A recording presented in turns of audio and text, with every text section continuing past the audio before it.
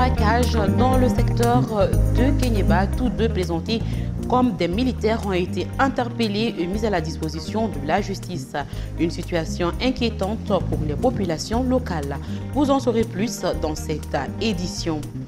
Pour mettre fin au pouvoir de grève dans les hôpitaux depuis le vendredi dernier, le tribunal de première instance de la commune 6 a accordé la liberté provisoire au professeur Boulaye Samake en attendant d'aborder le fond du dossier le 24 avril prochain. Il est accusé et poursuivi par un officier supérieur de déposition frauduleuse de biens. Les détails dans cette édition. La mauvaise condition de travail et le manque de matériel didactique ont provoqué un arrêt de travail au lycée public de Niamagoro. Le syndicat de l'établissement refuse de reprendre le travail jusqu'à l'amélioration totale de la situation. Vous en saurez davantage sur les doléances du syndicat dans ce journal. Et voici pour vous le sommaire.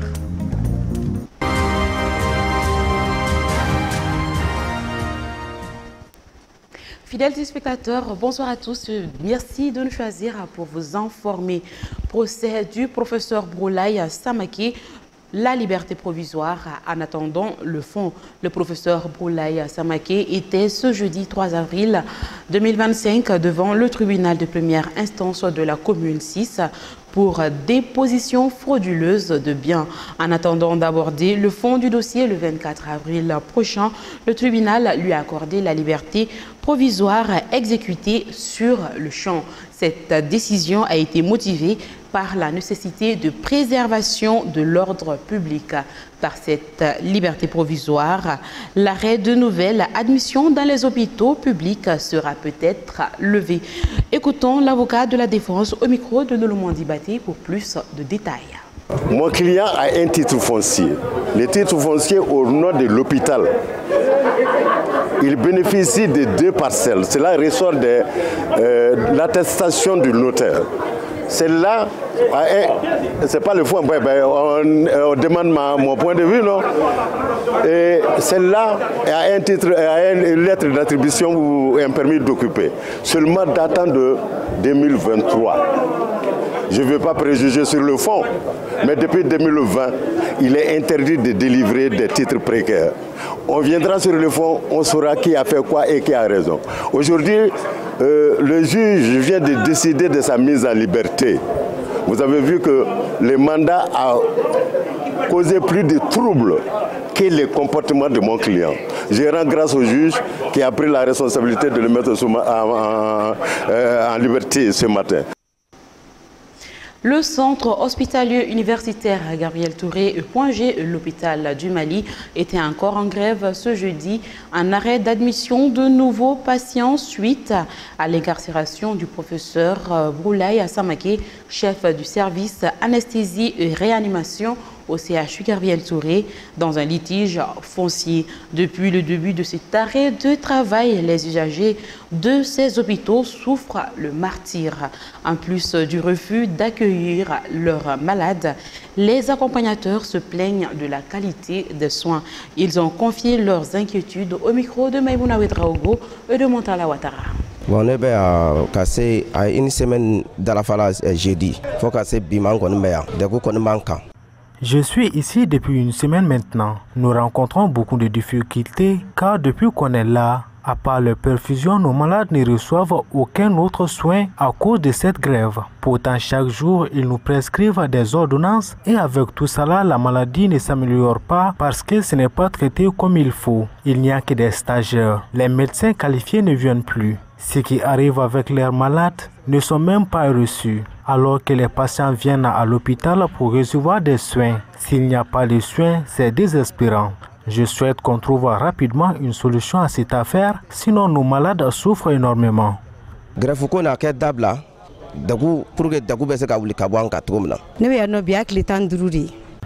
Ça fait 15 jours que nous sommes là. Depuis qu'ils ont commencé la grève, notre malade ne reçoit plus le soin nécessaire. On ne fait qu'acheter des médicaments pour la perfusion seulement. Et nos malades souffrent beaucoup de cette situation. Dans un autre registre, énergie renouvelable, la première édition du Cini Énergie prévue du 28 au 30 avril. La première édition du Salon international du numérique, de l'innovation et des énergies renouvelables à Cini Énergie se tiendra du 28 au 30 avril 2025 à Bamako. L'annonce a été faite ce jeudi aujourd'hui par Africa Digital et ses partenaires en faveur d'une conférence de presse. L'événement mettra en avant les innovations dans les secteurs du numérique et des énergies renouvelables, des domaines clés pour le développement du Mali. Pour plus de détails, écoutons Lassine Diakiti. Le Cini Énergie est une initiative d'Africa Digital qui vise à réunir les experts, les innovateurs et les décideurs du secteur du numérique et des énergies renouvelables pour partager leur savoir et leurs connaissances et discuter des solutions innovantes pour faire face aux défis de demain. Des entreprises, des institutions internationales et des startups du monde entier seront présentes pour exposer leurs dernières technologies et répondre aux besoins du marché malien et africain. Cet événement constitue une opportunité stratégique pour renforcer les échanges entre les acteurs du secteur public et privé, promouvoir les avancées technologiques et mettre en avant les initiatives nationales en matière de transition énergétique. Lors du Cini, nous aurons l'opportunité de présenter les dernières innovations et solutions combinant TIC et énergie renouvelable. Des experts des deux secteurs, des représentants gouvernementaux, des acteurs clés de l'industrie partageront leur expertise sur les défis et opportunités dans ces deux domaines cruciaux pour le développement durable. Cini Énergie constituera également une excellente plateforme pour le réseautage et la mise en relation avec d'autres professionnels partageant les mêmes intérêts. À cet effet, nous vous invitons à participer massivement à cet événement de grande envergure. Profitant de cette conférence, le représentant du ministre de la Communication a rappelé l'importance de cet événement pour notre pays. Les attentes de notre département vis-à-vis de ce salon-là. Nous avons d'énormes attentes qui sont, entre autres, de renforcer le leadership de notre région. Ils ont parlé de l'aspect AES de ce salon. Donc nos confrères burkinabés, nigériens seront certainement là avec nous. Donc c'est de renforcer le leadership de cette région-là dans le domaine des TIC. Nous comptons énormément sur ce salon pour cela. L'autre attente majeure, c'est vraiment de stimuler l'entrepreneuriat et l'innovation. Je pense que ce salon est vraiment une opportunité pour ces jeunes entrepreneurs, pour ces startups, de venir montrer ce qu'ils sont en train de faire. Le salon réunira des experts, des entreprises et des décideurs pour explorer des solutions innovantes aux défis actuels, renforçant ainsi la position du Mali dans le secteur du numérique et des énergies renouvelables. Il est soutenu par le ministère de la Communication, de l'économie numérique et de la modernisation de l'administration, le ministère de l'énergie et de l'eau et l'AMRTP. Je vous le disais dans le sommaire, la synergie locale du lycée public de Niamakoro est en arrêt de travail depuis ce jeudi 3 avril 2025. Les syndicats exigent l'amélioration de leurs cadres et conditions de travail, mais aussi la mise à la disposition des équipements didactiques permettant aux élèves d'apprendre dans les conditions idoines. Selon le corps enseignant, leur attente dure depuis près de 4 ans. Notre équipe de reportage a fait un tour dans cet établissement public pour faire le constat. Rokiatou Soridambele, Gabriel Keita. Depuis près de 4 ans, le lycée public de Niamakoro est dans une impasse sans précédent. Avec un effectif de près de 2000 élèves, l'établissement est confronté à de sérieuses difficultés qui entravent son bon fonctionnement. Une situation qui met en danger la santé des apprenants et de leurs professeurs, surtout en cette période de forte chaleur. C'est avoir les solutions durables à ces difficultés que la synergie locale du lycée est en arrêt de travail jusqu'à la satisfaction totale. Alors, nous sommes en arrêt de travail parce que c'est lié à beaucoup de problèmes qui sont, entre autres, le manque de salles de classe, le manque de tableaux-bancs, au point que des élèves sont obligés de quitter chez eux avec des nattes pour venir prendre des cours. Et au-delà de ça, on est en manque également de matériel didactique adéquat. Dans la salle des profs, ça ne va pas, il n'y a pas de chaise, il n'y a absolument rien qui ressemble complètement à un taudis. Il n'y a pas également de toilettes n'est-ce pas, pour des anciens, parce que les toilettes qui sont là sont complètement inutilisables. Donc nous avons jugé nécessaire d'aller en arrêt de travail, dans l'espoir que peut-être on sera entendu, pour que vraiment qu'on nous vole au secours. C'est la raison pour laquelle nous sommes en arrêt de travail. Tout comme leurs apprenants, les professeurs sont confrontés à un problème de chaises et de toilettes, qui se trouvent dans un état de délabrement général. Nous avons fait beaucoup de concessions. Nous ne voulons pas aller en arrêt de travail, disons, à cause de l'état actuel du pays. Mais trop, c'est trop. Arrivé à un moment, il faut se dire que mais le lycée public n'est pas un taudis. Et regardez vous-même, quand vous regardez la salle des profs, qu'est-ce qu'il y a dedans? On vient, on ne peut même pas s'asseoir. Et si je vous dis que beaucoup d'enseignants achètent leur propre craie pour venir enseigner aux élèves ici, est-ce que vous savez ce que ça fait? Et ces élèves-là, ce sont nos enfants. Les syndicats du lycée sollicitent l'implication des autorités scolaires afin de remédier à ces problèmes qui perdurent depuis plusieurs années. Alors, j'en appelle aux autorités, n'est-ce pas, qu'elles se manifestent, disons, à l'endroit du lycée public de Niamakoro, pour que ce problème-là soit décanté une bonne fois pour toutes. Donc ça, c'est l'objectif visé. Sinon, tous les enseignants sont disponibles. Malgré tous ces problèmes-là, on était là à travailler pendant 4 ans. Mais on a vu qu'à un moment donné, il faut savoir s'arrêter. C'est ce que nous avons demandé. Et nous allons demander à toutes les personnes de bonne volonté, c'est-à-dire en dehors des autorités, si elles peuvent nous aider pour que vraiment les enfants puissent apprendre au moins dans les meilleures conditions. Même si on nous annonce un début de solution aux problèmes soulevés, l'administration de l'établissement n'a pas voulu se prononcer sur la situation. Dans tous les cas, il urge de mettre l'école dans les conditions minimum de travail pour assurer un enseignement de qualité. Braquage entre Kéniéba et Dabia, 2 suspects militaires arrêtés. Selon différentes sources locales, 2 suspects de braquage à tous militaires ont été appréhendés par des chasseurs d'Onso dans le cercle de Kéniéba. Ils sont accusés de braquage entre Kéniéba et Dabia. Les détails avec Alamako Djabati. Le 1er avril 2025 à 19 h, une opération menée par les chasseurs d'Onso a abouti à l'arrestation de 2 militaires présumés braqueurs entre Kéniéba et Dabia, apprend-on de Kita Info à travers Global Media. Les suspects Bédjara et Dédoumbia, tous soldats de première classe, étaient en mission de sécurisation sur le chantier du camp militaire de Kita au moment de leur interpellation. Les intéressés ont été remis aux autorités à la brigade territoriale de la gendarmerie pour mener une enquête approfondie sur leurs activités criminelles, informent les mêmes sources. Cette intervention met en lumière les défis liés à la sécurité au sein des forces armées et souligne la vigilance des populations locales face à la criminalité.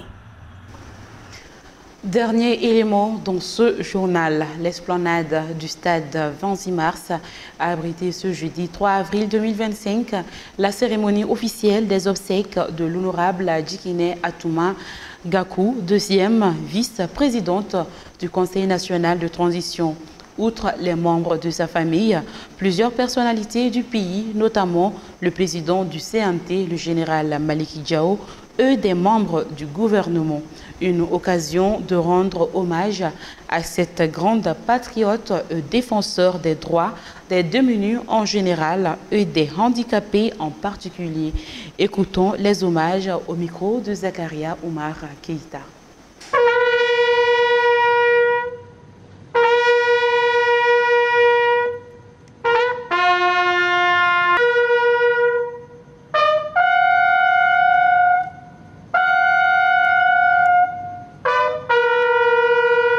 Nous sommes profondément attristés par ta disparition, mais tu resteras à jamais dans nos cœurs.